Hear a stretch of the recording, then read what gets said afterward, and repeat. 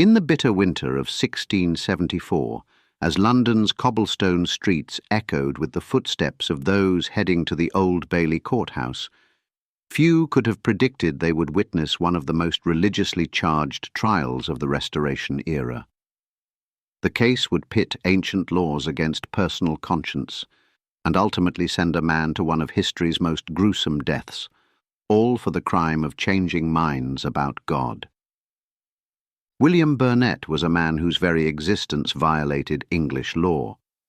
Born in Scotland, he had somehow found his way to the Catholic seminaries of continental Europe, perhaps the famous college at Saint-Omer's in France, or maybe Douai, where English Catholics secretly trained for the priesthood they could never openly practice in their homeland. These foreign seminaries were the stuff of Protestant nightmares in 17th century England. They were seen as breeding grounds for treasonous plots, where young Englishmen were turned against their own country and monarch. The government viewed every priest they produced as a potential assassin, every convert they made as a subject stolen from the crown. Burnet had returned to England knowing full well the penalties he faced. The question was not whether he would be caught, but when, and whether he could accomplish his mission before the inevitable reckoning. In the shadows of Restoration London, Burnet began his dangerous work. His mission was simple yet deadly: to win back souls for the Roman Catholic Church. In secret meetings, whispered conversations, and clandestine gatherings, he worked to convince his fellow Englishmen that their salvation lay not with the Church of England, but with Rome. The work was methodical and patient. Religious conversion was not a quick process. It required careful nurturing of doubts about Protestant doctrine, gradual introduction of Catholic theology, and ultimately the dramatic moment when a convert would acknowledge the Pope's spiritual authority over the English monarchs. What made Burnet's work particularly dangerous was its success. He wasn't simply holding private Catholic beliefs, he was actively perverting Protestant subjects, drawing them away from their lawful religious allegiance and into what the law defined as treasonous loyalty to a foreign power. By December 1674, the authorities had gathered enough evidence to move against Burnet. His activities had come to the attention of informers, whether paid government agents, concerned neighbours, or perhaps even former converts who had second thoughts about their religious journey. The arrest was swift and decisive. Burnet was charged under some of the harshest religious laws in English history, statutes dating back to Elizabeth I that made Catholic missionary work punishable by death. These laws had been crafted in the aftermath of Catholic plots against Protestant monarchs, and they treated religious conversion as a form of warfare against the state. The prosecution brought two separate charges against Burnet, each carrying the death penalty. The first accused him of being an ordained Catholic priest who had illegally entered England. This was treason by mere existence. Simply being what he was, where he was, constituted a capital crime. The second charge was more specific, that he had actively worked to convert Protestant subjects to Catholicism, persuading them to transfer their spiritual allegiance from the English monarch to the Pope in Rome.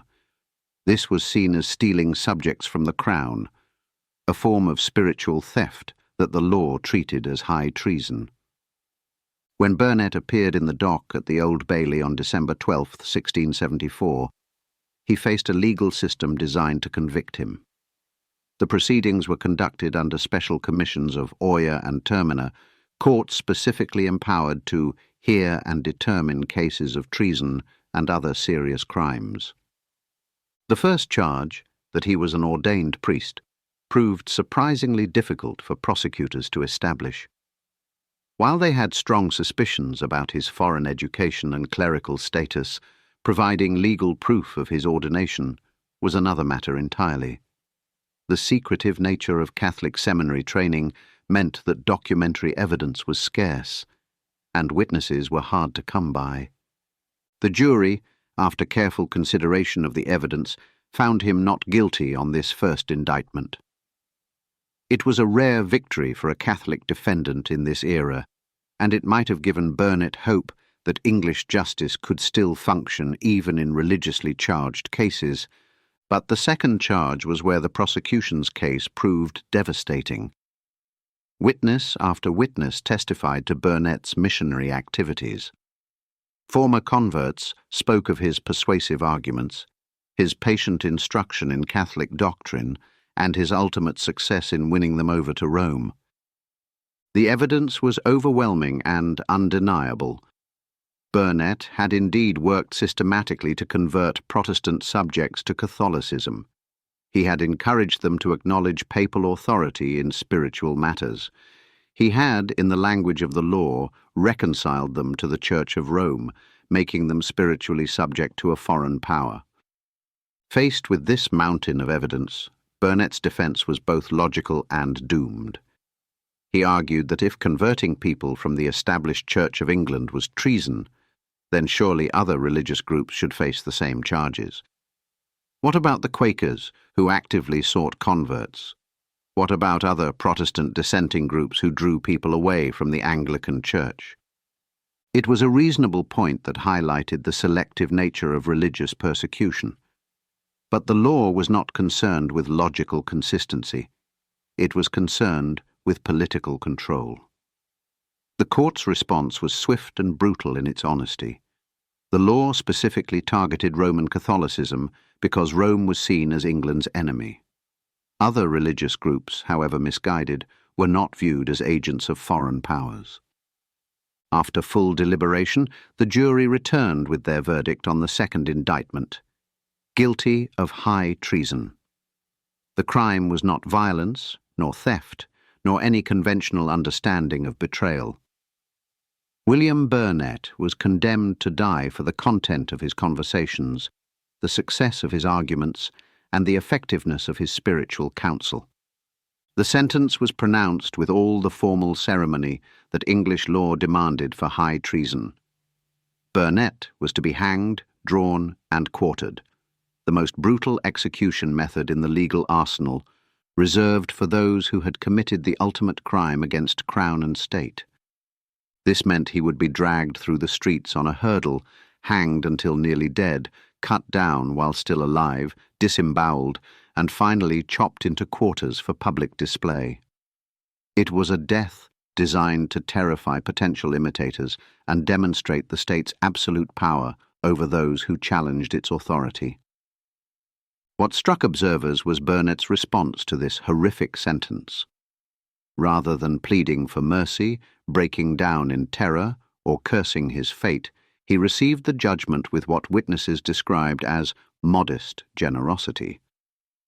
His final recorded words were in Latin, "Gloria in excelsis Deo," glory to God in the highest. These were the words of the angelic announcement of Christ's birth, a declaration of faith that transcended the earthly judgment he had received.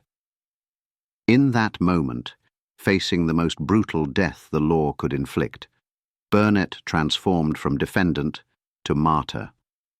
William Burnet's case represented more than one man's fate. It was emblematic of the religious tensions that plagued 17th century England. The Restoration had brought Charles II to the throne, but it hadn't resolved the fundamental question of what England's religious identity should be. Catholics remained a suspected minority, viewed with suspicion as potential traitors whose ultimate loyalty lay with Rome rather than London. The popish plot was still 5 years in the future, but the paranoia that would fuel it was already deeply embedded in English law and society. Burnet's trial also revealed the arbitrary nature of religious persecution. His logical point about other religious groups was dismissed not because it was wrong, but because it was inconvenient. The law protected some forms of religious dissent, while making others punishable by death. The case raised fundamental questions that would echo through English history. Could the state legitimately execute someone for their religious beliefs? Was spiritual conversion really a form of treason? Could a person's deepest convictions about God and salvation be criminalized without destroying the very concept of conscience? Burnet had committed no violence, stolen no property, and threatened no person. His crime was persuasion, the ancient art of changing minds through argument and example. Yet for this, the full weight of English law condemned him to the most agonizing death imaginable. William Burnet's name has largely disappeared from popular history, overshadowed by more famous religious martyrs and more dramatic political events. But his case represents a crucial moment in the development of English religious tolerance, or rather, the lack thereof. His trial demonstrated how easily the machinery of justice could be turned into an instrument of religious oppression. It showed how ancient fears and political necessities could trump individual conscience and basic humanity. The Scotland-born missionary had crossed international borders, religious boundaries, and legal prohibitions to follow what he believed was his divine calling. In the end, he paid the ultimate price for his convictions, meeting his brutal fate with the same faith that had brought him to England in the first place.